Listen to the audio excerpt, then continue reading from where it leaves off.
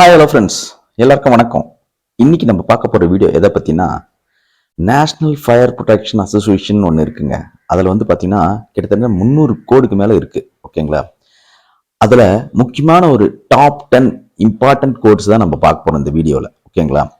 இந்த வீடியோ பார்த்தீங்கன்னா fire safety ஆஃபீஸருக்கு மட்டும் யூஸ்ஃபுல்லான வீடியோ கிடையாது. இந்த ஃபெசிலிட்டிஸ் மேனேஜ்மெண்ட்டில் இருக்கிறவங்க, மெயின்டெனன்ஸ் டிபார்ட்மெண்ட்டில் இருக்கிறவங்க எல்லாருக்குமே இந்த வீடியோ ரொம்ப ரொம்ப யூஸ்ஃபுல்லாக இருக்கும். அதனால் இந்த வீடியோவை கடைசி வரைக்கும் ஸ்கிப் பண்ணாமல் பாருங்கள்.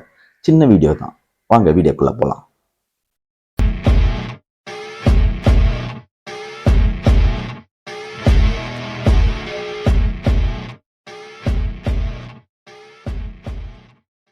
ஃபர்ஸ்ட் நம்ம தெரிஞ்சுக்க போகிறது இந்த NFPA என்ன அப்படின்றது தான். அதாவது நேஷனல் ஃபயர் ப்ரொடெக்ஷன் அசோசியேஷன் ஒன்று இருக்குது. இது யூஎஸ் பேஸ்டு இன்டர்நேஷ்னல் நான் ப்ராஃபிட் ஆர்கனைசேஷன். ஓகேங்களா? இவங்க என்ன பண்ணுறாங்க அப்படின்னு பார்த்தீங்கன்னா, அதாவது இந்த ஃபயரு, எலக்ட்ரிக்கல் ரிலேட்டட் அசார்ட்ஸ்லேருந்து ஏற்படக்கூடிய death, injury, property loss, economic loss, இது எல்லாத்தையும் எலிமினேட் பண்ணுறதுக்காக உருவாக்கப்பட்ட ஒரு ஆர்கனைசேஷன் தான் இது. ஓகேங்களா? இந்த 2023 நிலவரப்படி பார்த்தீங்கன்னா அந்த NFPAல 50,000 மெம்பர்ஸு, 9,000 வாலண்டியர்ஸ் ஒர்க் பண்ணுறாங்க த்ரூ 250 டெக்னிக்கல் கமிட்டி மூலயமா. ஓகேங்களா? இந்த அசோசியேஷன் பார்த்தீங்கன்னா ஃபயரு அப்புறம் அதர் ரிஸ்க்லேருந்து பாதிப்பை எவ்வளோக்கு எவ்வளோ மினிமைஸ் பண்ண முடியுமோ அவ்வளோக்கு எவ்வளோ மினிமைஸ் பண்ணுறதுக்காக 300 கோட்ஸ் அண்ட் ஸ்டாண்டர்ட்ஸை உருவாக்கியிருக்காங்க. இந்த கோட்ஸ் அண்ட் ஸ்டாண்டர்ட்ஸ்லாம் பார்த்தீங்கன்னா கிட்டத்தட்ட 250 டெக்னிக்கல் கமிட்டி மூலமா அட்மினிஸ்ட்ரேஷன் பண்றாங்க. அவங்க கிட்ட பார்த்தீங்கன்னா கிட்டத்தட்ட 9,000 வாலண்டியர்ஸ் ஒர்க் பண்றாங்க. ஓகேங்களா? அடுத்ததான் நம்ம தெரிஞ்சுக்க போகிறது, இந்த நேஷனல் ஃபயர் ப்ரொடெக்ஷன் அசோசியேஷனில் 10 இம்பார்ட்டன்ட் கோடு இருக்குது. அதை பற்றி தான் நம்ம பார்க்க போகிறோம். அதில் ஃபர்ஸ்ட் ஒன்று பார்த்தீங்கன்னா NFPA 1, அதாவது ஃபயர் கோடு அப்படின்னு சொல்லுவாங்க. இதுதான் பார்த்தீங்கன்னா ரொம்ப பேசிக்கான இம்பார்ட்டன்ட் கோடு.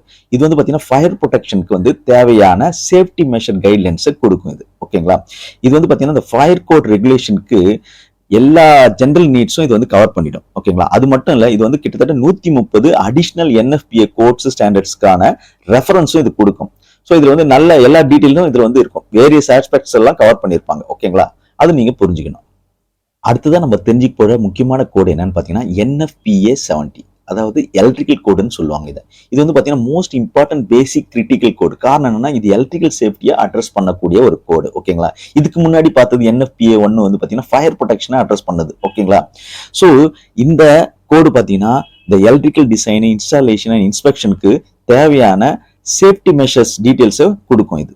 ஸோ அதை ஃபாலோ பண்ணாவே நீங்கள் பார்த்தீங்கன்னா அந்த கைட்லைன்ஸை ஃபாலோ பண்ணாவே இந்த பீப்புள்ஸ் அண்ட் ப்ராப்பர்ட்டியை ரிஸ்க்லேருந்து, அதாவது electrical fire and other related ரிஸ்க்லேருந்து இது பாதுகாக்கும் அப்படின்றத நீங்கள் புரிஞ்சுக்கணும்.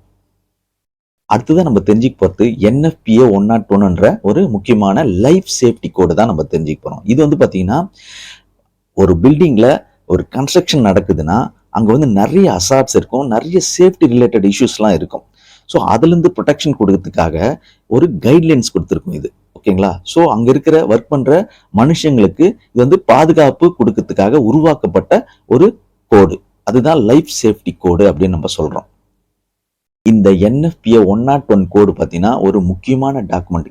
காரணம் என்னன்னா இது புது பில்டிங் மட்டும் இல்லை, ஏற்கனவே இருக்கிற எக்ஸிஸ்டிங் ஸ்ட்ரக்சர்ஸ்க்கும் இது ஒரு கைட்லைன் கொடுக்கக்கூடிய ஒரு டாக்குமெண்ட். ஓகேங்களா? அதனால இது கோல்டன் ஸ்டாண்டர்ட் அப்படின்னு கூட சொல்லுவாங்க. ஓகேங்களா? அடுத்ததான் நம்ம தெரிஞ்சுக்க போகிறது NFPA 13. இது பார்த்தீங்கன்னா இந்த இன்ஸ்டாலேஷன் ஆஃப் ஸ்ப்ரிங்க்லர் சிஸ்டத்துக்காக உருவாக்கப்பட்ட ஒரு ஸ்டாண்டர்ட். இந்த கோடு பார்த்தீங்கன்னா இன் கேஸ் ஆஃப் பில்டிங்ல ஏதாவது ஃபயர் ஆகுதுன்னா அதனால ஏற்படக்கூடிய ப்ராப்பர்ட்டி லாஸு இல்லை லைஃப் லாஸு அதிலிருந்து ப்ரிவென்ட் பண்ணுறதுக்காக நம்ம ஸ்ப்ரிங்க்லர் சிஸ்டத்தை எப்படி ப்ராப்பராக டிசைன் பண்ணி இன்ஸ்டால் பண்ணோம் அப்படின்ற கைட்லைன்ஸை கொடுக்கக்கூடிய இந்த கோடு தான் இந்த NFPA 13. ஓகேங்களா? அடுத்த முக்கியமான கோடு என்னன்னு பார்த்தீங்கன்னா NFPA 25. இது பார்த்தீங்கன்னா inspection, testing and maintenance of water based fire protection சிஸ்டத்துக்காக உருவாக்கப்பட்ட ஒரு கைட்லைன்ஸ். ஓகேங்களா? அடுத்த முக்கியமான கோடு என்னன்னு பார்த்தீங்கன்னா NFPA 72. இது பார்த்தீங்கன்னா national fire alarm and signaling code. இது வந்து இந்த fire protection and life safety சிஸ்டத்துக்கு ரொம்ப முக்கியமான ஒரு கிரிட்டிக்கல் பார்ட்னு சொல்லலாம். ஏன்னா சிக்னலிங் ஏன் அந்த அளவுக்கு முக்கியம் அப்படின்னா, ஏதாவது எமர்ஜென்சினா நீங்க சிக்னல் கொடுத்தா தானே ஆக்குபன்ஸ் அங்க இருக்கிற பில்டிங்ல இருக்கிற ஆக்குபன்ஸுக்கு வந்து தெரியப்படுத்த முடியும். ஸோ அதனால இது வந்து அந்த அளவுக்கு முக்கியம். ஸோ ஏதாவது எமர்ஜென்சி டைம்ல கம்யூனிகேஷன் கொடுக்கும்போது ஆட்டோமேட்டிக்கா எவாக்குவேஷன் ஆயிடுவாங்க. அவங்க வெளில பில்டிங் விட்டு எமர்ஜென்சியா வெளில போயிடுவாங்க. ஸோ அதுக்கான அனௌன்ஸ்மெண்ட் கொடுக்கறதுக்கு இந்த கம்யூனிகேஷன் சிஸ்டம் ரொம்ப ரொம்ப முக்கியம். அப்புறம் ஃபயர் டிடெக்ஷனும் ரொம்ப ரொம்ப முக்கியம். அது ரிலேட்டடான கோடு தான் இது. ஓகே, இந்த கோடு பாத்தீங்கன்னா இந்த ஃபயர் ரிலேட்டடான எமர்ஜென்சிக்கு மட்டும் சிக்னலிங் கொடுக்கறதுக்காக உருவாக்கப்பட்ட கோடு கிடையாது. இது வந்து வெதர் எமர்ஜென்சி எது வந்தாலும் சரி, இல்ல டெரரிஸ்ட் ஈவெண்ட் எது வந்தாலும் சரி, இல்ல biological, chemical and nuclear emergency, இது மாதிரி எந்த எமர்ஜென்சி வரும்போதும் அதுக்கான சிக்னலிங் கோடு வந்து இது வந்து உருவாக்கப்பட்டிருக்கு. ஓகேங்களா? அடுத்த முக்கியமான கோடு என்னன்னு பாத்தீங்கன்னா NFPA 10, அதாவது ஃபயர் எக்ஸ்டிங்விஷர் கைட்லைன்ஸ். ஓகேங்களா? அதாவது ஃபயர் எக்ஸ்டிங்விஷர் வந்து கரெக்டான ஃபயர் எக்ஸ்டிங்விஷர் இருக்கு ஒரு இடத்துல, அது கரெக்டா ஒர்க் பண்ணுது ப்ராப்பரா அப்படின்ற பட்சத்துல இதுதான் வந்து ஃபர்ஸ்ட் லைன் ஆஃப் டிஃபென்ஸ். சின்ன சின்ன ஃபயர் ஏற்படுதுன்னா அதை முதல்ல அதை வந்து கண்டெயின் பண்றது, அதை அணைக்கிறதுக்கு யூஸ் பண்ற ஃபர்ஸ்ட் லைன் ஆஃப் டிஃபென்ஸ் எதுன்னு பார்த்தோன்னா இந்த போர்ட்டபிள் ஃபயர் எக்ஸ்டிங்விஷர் தான். ஓகேங்களா? இந்த ஃபயர் கோடு பாத்தீங்கன்னா இந்த போர்ட்டபிள் ஃபயர் எக்ஸ்டிங்விஷருக்கு தேவையான ரெக்குயர்மெண்ட்ஸ் என்னென்ன, கைட்லைன்ஸ் என்னென்ன அப்படின்றத இது வந்து கொடுக்கும். ஓகேங்களா? அடுத்தது நம்ம தெரிஞ்சுக்க போறது NFPA 720ங்க. இது வந்து பாத்தீங்கன்னா installation of carbon monoxide detection and warning எக்யூப்மெண்ட்டுக்காக உருவாக்கப்பட்ட ஒரு ஸ்டாண்டர்ட். ஓகேங்களா? இப்போ fire protection and life safety system சொல்லும் போது ஃபயர் த்ரெட் தான் வந்து ஒரு முக்கியமான கன்சர்ன் இல்லையா? ஸோ அதுல வந்து இந்த கார்பன் மோனாக்சைடு லீக் ஆச்சுன்னா எவ்வளவு டேஞ்சரஸ் அப்படின்றது உங்களுக்கு புரியும். ஓகேங்களா? ஸோ அதுக்காக தான் இந்த கோடே உருவாக்கப்பட்டிருக்கு. அதாவது இந்த கார்பன் மோனாக்சைடு வந்து எப்படி இன்ஸ்டால் பண்ணணும், எங்க லொகேஷன் சூஸ் பண்ணணும், எப்படி பெர்ஃபார்மன்ஸ் செக் பண்றது, டெஸ்டிங் எப்படி பண்றது, அப்புறம் வார்னிங் சிஸ்டத்தை எப்படி உருவாக்குறது, அதுக்கான கைட்லைன்ஸை கொடுக்கக்கூடியது தான் இந்த கோடு. ஓகேங்களா? அடுத்ததா பாத்தீங்கன்னா NFPA 220ன்னு ஒரு கோடுங்க. இது வந்து பாத்தீங்கன்னா இந்த பில்டிங் கன்ஸ்ட்ரக்ஷனுக்கு யூஸ் பண்ற மெட்டீரியலுக்கு தேவையான கைட்லைன்ஸ் கொடுக்கக்கூடிய ஒரு கோடு. ஓகேங்களா?